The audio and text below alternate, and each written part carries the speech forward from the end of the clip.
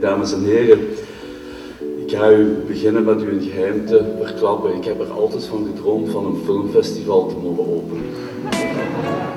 Het Lanakense hotel La Butte au Bois heeft het Made in Limburg Bedrijfsfilmfestival gewonnen.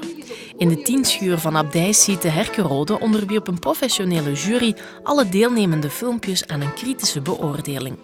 Het idee komt van de hogeschool PXL en dient om bedrijven te stimuleren om hun communicatie en marketing nog professioneler aan te pakken. KRC Genk tot slot won in de categorie Events. En daar is de prijs een vertoning in dit programma.